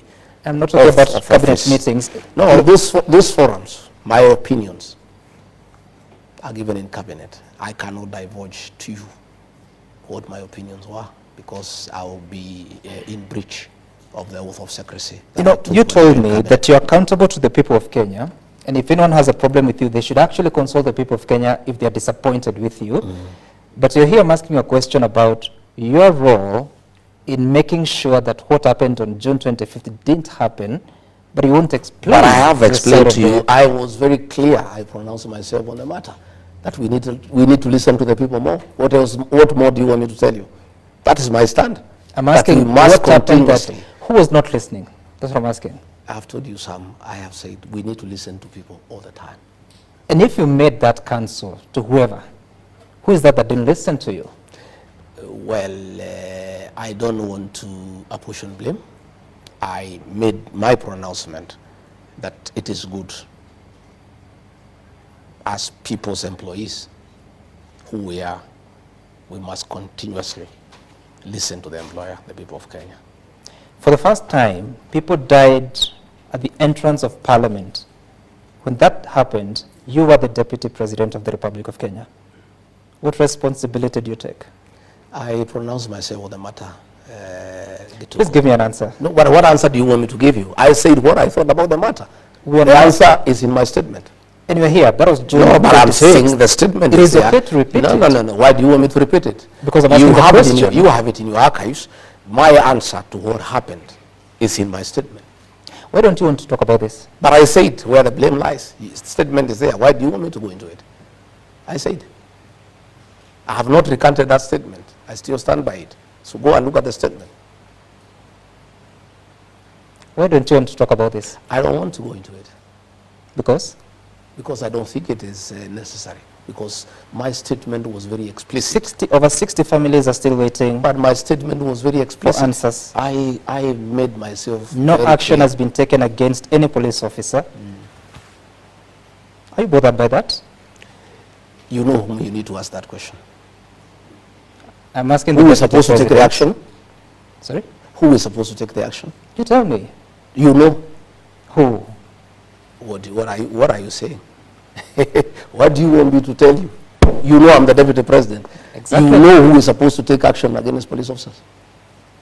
Go and ask them that question. Who? You know.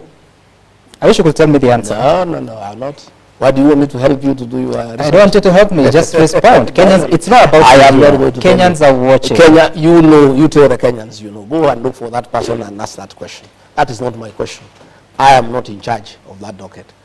So I cannot answer a question that doesn't belong to me. So you say we should go to the Interior Ministry? I don't know. If you think that's where you need to go, proceed. Now, Deputy President, there are those that accuse you that you have been given duties in the Constitution and the Executive Order number 2 of 2023, but you have not been very successful in delivering. Talking about illicit brew, questions of coffee, tea and milk. You made promises. Some. I was given many duties. One of them is to chair cabinet committees. I've chaired 35 cabinet committees and successfully prosecuted 333 agenda items to the cabinet. If anybody wants to call that underperformance, then my English fails me. Number two, I'm in charge of intergovernmental relations. Since I became the deputy president, I've created the most conducive environment ever between the two levels of government. Before we came to office, the county governments and the national government were at war. And through good leadership, through bringing people together, I was able to put our county commissioners together with our governors and tell them that we serve the same people. I have successfully held IBEC meetings. We have discussed the division of revenue bill, and the devolution agenda is ongoing. That is Rigathi Gachagua who has done that. Rigathi Gachagua is in charge of international development partnerships. I have chaired the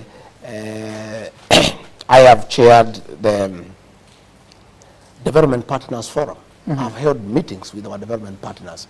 I have made all the necessary interventions between the National Treasury, the Attorney General's Office, the Ministry of Foreign Affairs, to unlock billions of dollars that were held because of bureaucracy, because there was no liaison between the development partners and the national government. I am in charge of constitutional commissions and independent offices. I have held meetings with constitutional commissions and independent offices, the Chief Justice, the Attorney General, the Inspector General of Police. For the record, there was a very big dispute between the Inspector General of Police and the National Police Service. Through my office, I mediated and solved the problems. They used to exchange insults in the press. You have not seen that anymore. That is work that I did. I have successfully mediated differences between the Ministry of Education and the Teacher Service Commission. And you can see they are working in harmony. Again, Sam, right. I'm in charge of the development program by World Bank of about $3 billion for Northern and Northeastern Kenya. I have successfully held meetings and organized for fast tracking of programs in Northern and Northeastern Kenya for those counties funded by the World Bank. Again, that is work in my office. In matters coffee, the president assigned me to lead coffee reforms. He did not tell me to take over the Ministry of Agriculture or to take over the Ministry of Cooperative Development. He asked me to initiate and drive coffee reforms. I held a very successful coffee conference in Meru and brought all the partners, all the stakeholders together. And out of that conference, we have worked with those stakeholders and come up with the Coffee Bill 2023 that is now before the National Assembly. In that bill, we have recommended the re-establishment of the Coffee Board of Kenya to market coffee for farmers so that they can get away from private entrepreneurs. We have recommended the revival of the Coffee Research Foundation so that we can work on variety and disease-resistant varieties. And we have come up with the direct sales settlement where farmers sell their coffee directly and receive their proceeds directly. Under my watch, we have reopened the Nairobi Coffee Exchange, and auctions are taking place every week. Once the Coffee Bill 2023 is approved by Parliament, accepted by the President, all the reforms that we have been working on will be complete, and farmers will get their money. And I also want to say, through our intervention, a lot of coffee societies are getting over 100 shillings in terms of pricing. Where we have challenges. That's per kilo? Yeah, per kilo. And our ideal price is about 150, and we'll get there. There is a factory, I think, in Gariama in Kirinyaga with about 122 shillings. And I want to assure you that once we have another bill before Parliament, the Cooperative Bill of 2023, to deal with the governance and integrity issues around cooperative societies. Once that bill has been approved and assented by the President, it will strengthen leadership in cooperative societies. Where you see a lot of demonstrations, it has nothing to do with the pricing. It has a lot to do with the mismanagement of coffee farmers' earnings by wrong officials. The Cooperative Bill of 2023 will address that. Okay. And that is why people must know. I've seen some politicians trying to attack me about coffee. Where they come from, they don't even have coffee. They don't understand coffee. I was educated with coffee proceeds myself. And I know once this bill becomes law, and I'll assist in the implementation of that law, farmers will be very happy. But I want to tell people, the fact that I was overseeing coffee reforms did not make me the CS for agriculture or for cooperative development. The day-to-day running of the coffee subsector in terms of production, in terms of yield, in terms of quality, belongs to the Ministry of Agriculture. The day-to-day running of marketing coffee, overseeing the cooperative societies, that docket is in the State Department of Cooperatives. Okay. What I'm doing is overseeing reforms in matters tea. I held the tea conference in Kericho. Again, we brought all the stakeholders. And I want to tell you, there were a big problem because of the Tea Act that was brought by Senator Cheriot that could not be implemented because various stakeholders had gone to court. Through my intervention, I have successfully negotiated all those cases to be dropped. Now the Tea Act will be implemented to the letter, and coffee farmers will get a return on investment. Okay. We have had challenges in Mombasa about tea that has not been sold. I found some leaders here going to incite people in the Mount Kenya region that tea has not been sold in Mombasa because Gachagua has failed. For the avoidance of doubt, all the tea from the Mount Kenya region, that is called the Eastern region, has been sold because of very high quality. Where we have had a challenge is tea from the Western region, Kericho, Bomet, Nandi, because what happened is that they put a reserve price. The reserve price was too high against the quality, and therefore the stocks were not moving. I went there and we have removed the reserve price, brought it a little bit down so that the stocks can move. And I want to tell you, I was just looking at the figures. I was just looking at the figures here.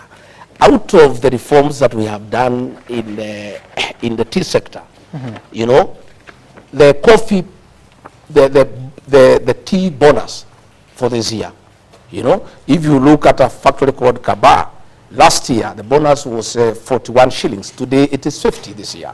In Kagwe, in the Lari, it was 44.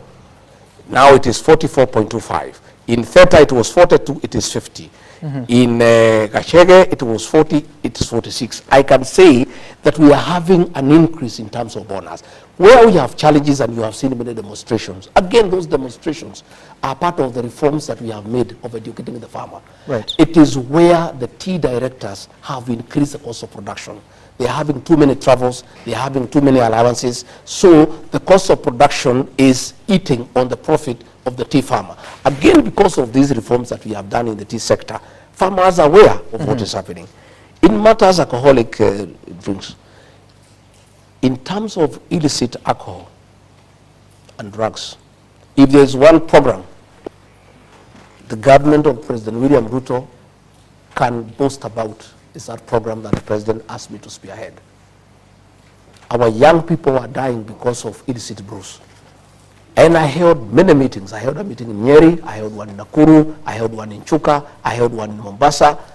I have held countless meetings here with KRA, with KEBS, with the Counterfeit Authority, with KRA, and we came up with very comprehensive programs on how to deal with illicit alcohol. And I can tell you, and you can go and ask for yourself, out of those interventions, we have to a great extent eradicated the consumption of illicit brews, and it has been very successful. Unfortunately, there has been some lull of late in terms of enforcement. Right. I want to ask our officers in the field to keep their eyes on the ball and make sure this program is successful. We closed all factories that were manufacturing these illicit brews. Okay. There was an attempt to reopen them, and I raised the matter with the president. I want to thank him because he intervened. And those factories were not reopened, the ones that were producing illicit brews. But I want to say that is a program that has been very, very, very successful. Some, in terms of duties that have been given to me by the president. On coming to office, he asked me to chair the emergency drought response team. And I successfully mobilized resources across the country during the worst drought in 40 years of this country's history. and I made sure not a single person died. I was all over the country. I was in Garissa, I was in Wajir, I was in Tana River, I was in Kajiado. I mobilized food.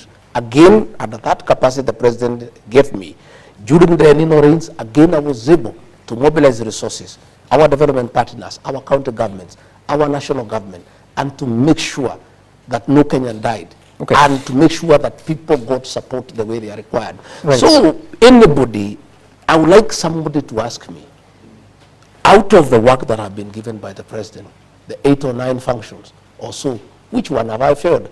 President has asked me to represent him in international engagements. Okay. I get that. Deputy President, so you also said, and we're getting to the tail end of this interview, you also assigned the role of Nairobi Rivers Commission. Yes. Just recently, we saw, should I say, a relaunch of a program to clean up the river. Were you there? No, I was not there. Why? It's under your... The Nairobi Rivers Commission has been under my office. Yes. But we did not get any activities underway because we did not get the requisite budget. So there were no activities. The president took over the responsibility of Nairobi River. That was a delegated function. And the person who has delegated a function to you, when he needs to take it up and proceed with it, he does not even need to consult you because it's a delegated function. And the president went to launch that program, and it is going on well. But subsequently, I joined him at Kenya School of Government, where we met the administrative officers, the chiefs, the assistant chiefs, and the village elders, again to anchor the program. And that is where the president called me for that meeting, because I also have a way with the administrators. So why didn't you attend that event? It's important. It's one of your functions, even if the president... as I've told you, I was not aware when it was taking place. And I've told you exactly what happened. But the one that I was invited, I was there. Then it means it's been longer than 1 week that you've not been... I'm not sure exactly when, but I'm saying any function that I need to attend, that I'm aware of, I'm always there. So the one at the Kenya Institute of Government, where the chiefs, the assistant chiefs, were there, and the village elders, I was there, and I spoke for a long time. Okay. And I advised them on what I think they should do. Okay, let's try and get your understanding. There are a lot of conversations going on, including the expansion of the Jomo Kenyatta International Airport. There's a PIP, privately initiated proposal that has come from Adani. You've had a conversation of what has been going on, perception of failure of transparency.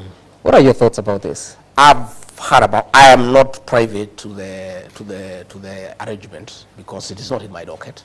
I have not been assigned to deal with it, so it has not come to my attention officially. So what I know is what I'm also reading and hearing. You know, I'm listening to the people of Kenya.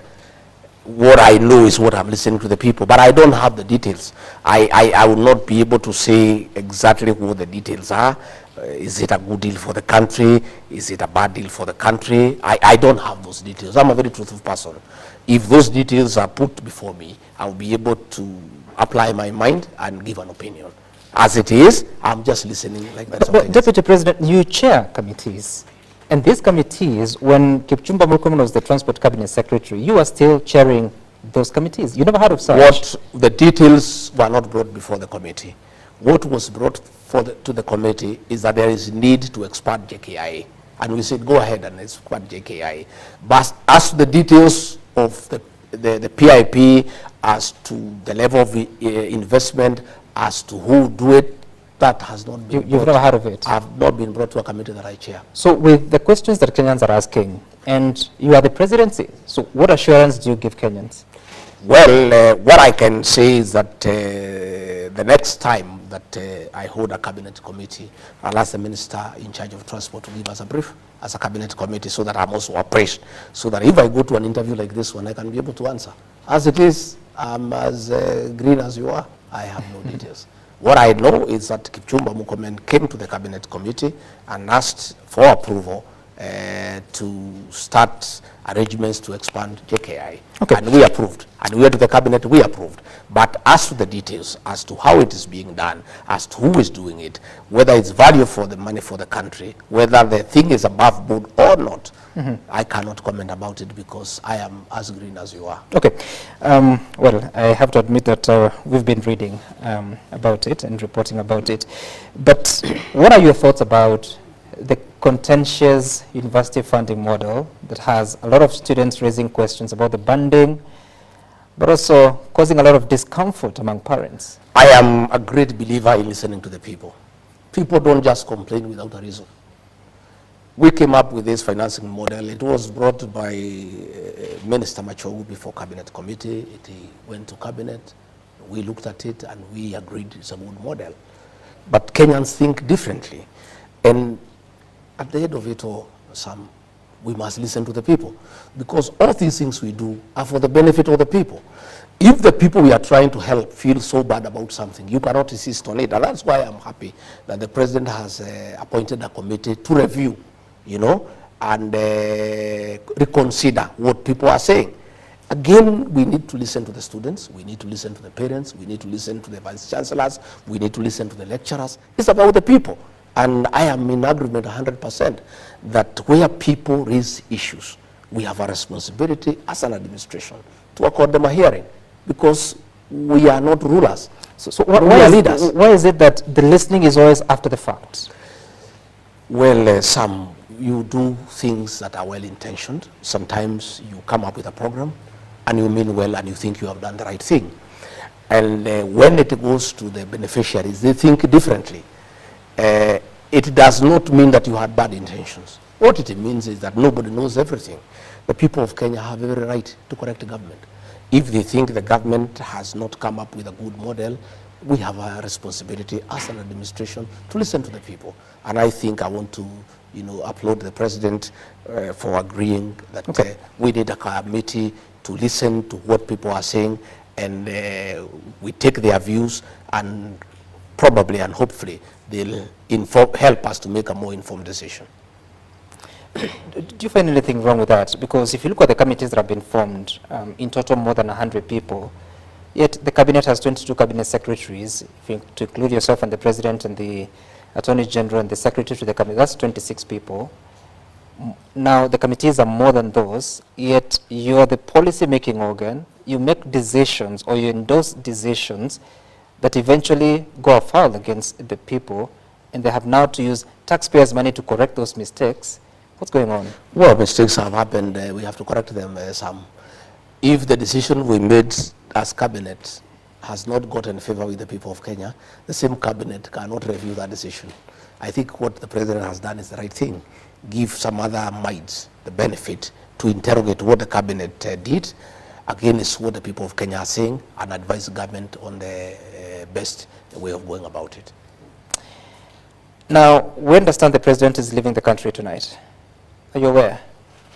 I am told he is leaving the country, but I'm not aware of the time. So I've not been informed as of this evening.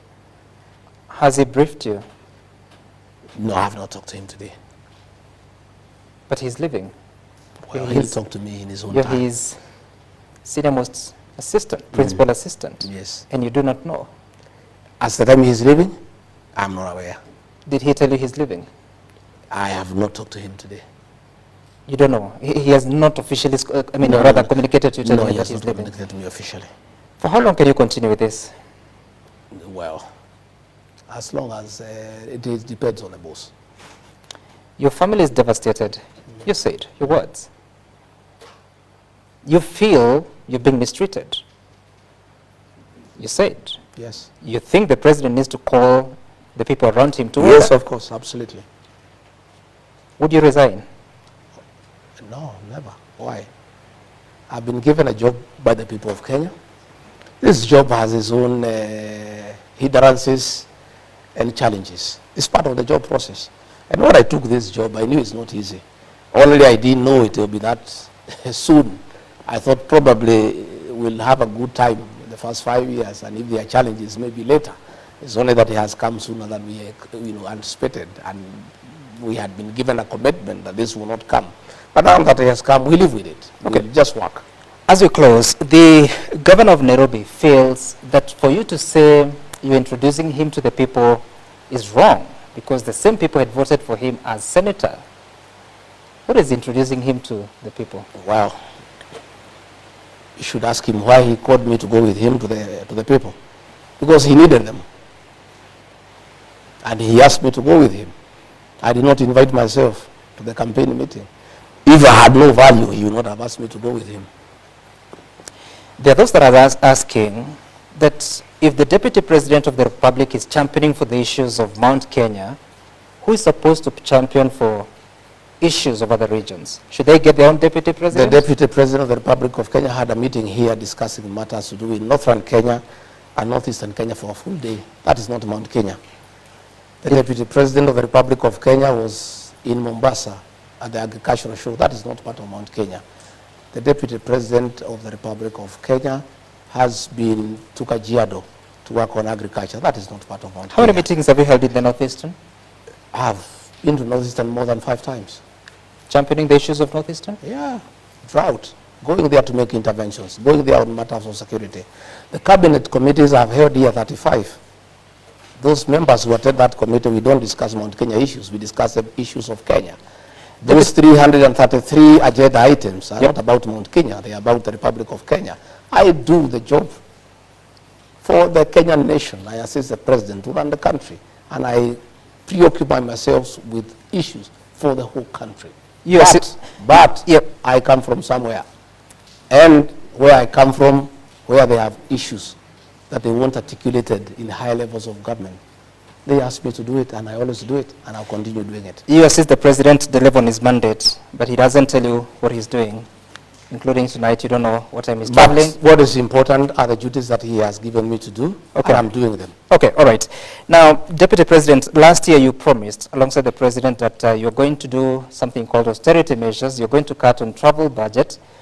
But in actual sense, the executive, the national executive, has increased his travel expenditure by 7 billion shillings. Your own office has grown from 103 million shillings the year ending June 2023 to now report 556 million shillings. That's a lie. It is the report of the control of budget. I saw it in the press, and I did not want to dignify it by way of reply. My office doesn't have a budget of 500 million for travel. Yeah, and that is, I'll be able to give you the estimates tomorrow. Yeah, my budget is below 200 million. I'm not sure it's 100 and something. Yeah, and it has never been 500 million. That's a lie. It's something that was put there to try to put my office in bad light. Also, I don't know who are was calling to question the report of the control of budget. Yes, that one I want to say, and I'll be able to give you that information tomorrow. On Monday, tomorrow is Saturday, I'll get what is the budgetary allocation for my office for travel for 2023, 2024, and for 2023. I'm not talking about the budgetary allocation. I'm talking about the budget implementation report. There is no way you can exceed the budgetary provision. So the budgetary provision is a guiding factor in matters finance. And that's fine. You cannot spend above the budget. So how much did your office spend? In terms of? In the year ending 2020. I am not sure. I am not sure of the details because I'm not an accountant. I'm not the accounting officer. I am the deputy president. I would. But you're very clear that it's not that amount. Yeah, I'm sure. It's below 200 million. The control of budget bases her reports, or her office bases the reports on the reports from the accounting officers. I will be able to get a clarification for that one. In fact, I saw it in the press, and I had decided to raise it. It got out of my mind. Now that you have raised it, I want to clarify to the people of Kenya on record, and some on Monday. I'll give you the actual budgetary allocation for my office for international travel. No, that's not for international travel. It's domestic and international travel. But you cannot mix the two. No, that's how it's reported. No. You cannot mix the two. So how much did your office spend on domestic travel or domestic travel is heavy. How much? I don't know the figures. But what you must know is that I have 9 functions, Sam. These 9 functions, I don't just sit here in Karen. You're asking me whether I go to Northeastern. I need to fly to Northeastern. You asking me whether I go to the rest of the country. I don't travel alone. I have a security detail. I have people who assist me. By virtue of my office, my travel is quite heavy because of the responsibility of the office and the security arrangements around it. And there is no way I can just sit here and undertake my activities. I travel around the country. And there is a budgetary provision for that because I have activities that have been lined up, you know. So all those visits are important? Oh, they are very important. I have never, the only time I traveled on holiday was in 2022. I asked the president to give me, to give me permission to go and visit my children who are in South Africa. I had not seen them for 10 years. That's the only time I've traveled on holiday. All these other duties are official. And I can, every travel that I have done is accounted for. Okay. All right. I'm asking that because now the Office of the President, State House and the Executive Office of the President is reporting about 1.74 billion shillings for both domestic and foreign travel. Our budget has been cut by half for everything. But it's increasing. Travel, the reports are showing that the travel expenditure is increasing. I'm saying for this financial year, this financial, the current financial year, 2024, 2025, our budgets across board have been cut by half. Even our development budget, we have no money to maintain this residence. All right. We had zero. All the development expenditure in the austerity measures has been removed. And finally, during those austerity measures that were announced shortly after the rejection of the Finance Bill 2024, some of the offices affected is the Office of the First Lady, Office of the Spouse of the Deputy President, and Office of the Spouse of the Prime Cabinet Secretary, as announced by the government. How has that affected the operations of your spouse? Well, my spouse, Pastor Dorcas, had a very, very important program on addiction and widows program. And I must commend her. She did a fantastic job. She has helped hundreds of children who are addicted and successfully rehabilitated them and gotten them into income-generating projects and really changed many lives. And her work was supporting my work in terms of eradication of illicit brews, and how she was dealing with those who are already patients in terms of addiction. That program, of course, has adversely been affected. She had very many camps that are now having challenges because they don't have funding. But we are appealing to many well-wishers. I am personally putting in a contribution from my salary.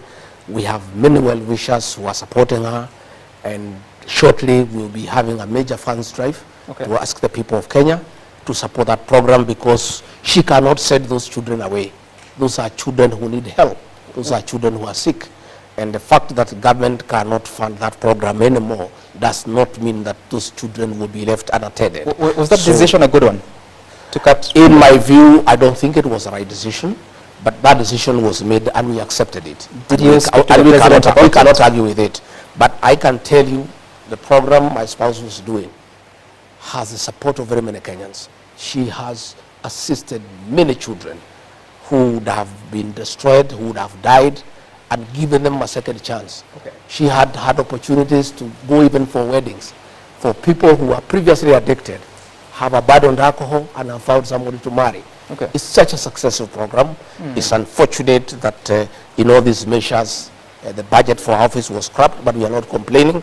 We are saying that we are asking well-wishers and people of goodwill who think that she was doing the right thing to continue supporting that program. We'll be making an appeal to the people of Kenya to support that program so that we can help the children who have been addicted. All right, there are very many questions, including those that are coming from Kenyans, but you have to bring this to a close. And I want you to look at which camera, which is your camera, here, and just give your closing remark and what message you have for the people of Kenya, but also the president before he departs. Well, I want to say thank you very much. I wish my boss, President William Ruto, safe travel to the UN. Please represent us well, like you have always done.